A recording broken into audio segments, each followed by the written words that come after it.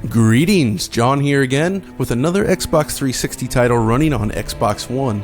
This time we have The Witcher 2. This game was actually just made compatible with Xbox One this past week, and just as it appeared, it popped up free to download for a limited time. Even in 2016, this still stands as one of the more miraculous last generation ports. We were pretty excited to see how The Witcher 2 would run through the backwards compatibility feature as well, since it's quite demanding on the 360. So let's take a look. At this point we've run through the game's early flashback sequence, which ultimately leads to the death of a king and the framing of Geralt. Anyone big into PC gaming when this game was first released is no doubt intimately familiar with the opening hour of the game. Tweaking settings here could take some time, especially when you had to exit the game and make adjustments from a pre-launch menu. At the time of release, The Witcher 2 was a very high-end PC game and it required plenty of tweaking in order to run well.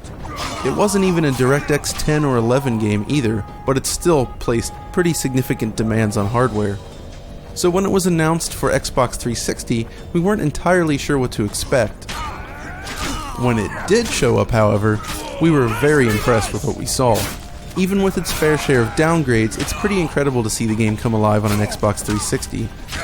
The visual cutbacks are smart and manage to capture the look and feel of the game very well.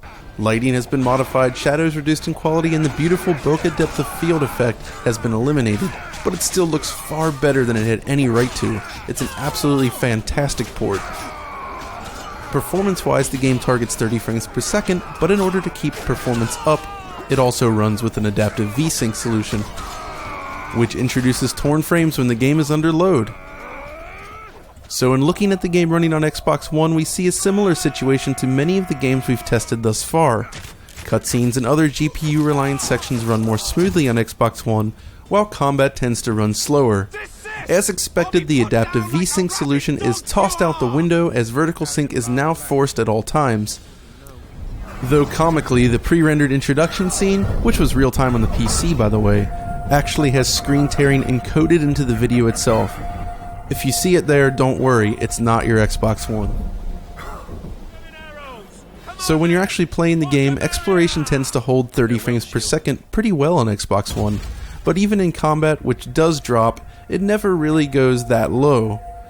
Based on our experiences with some of the early battles, the game still manages to run more consistently than, say, its sequel, The Witcher 3, on current generation consoles.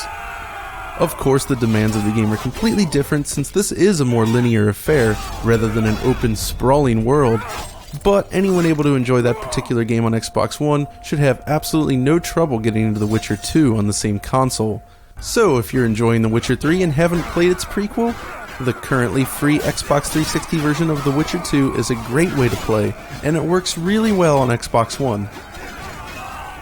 Well, that wraps up this short video. If you enjoyed this one, be sure to check out our other tests and videos over on YouTube. Until next time, this is John, signing off.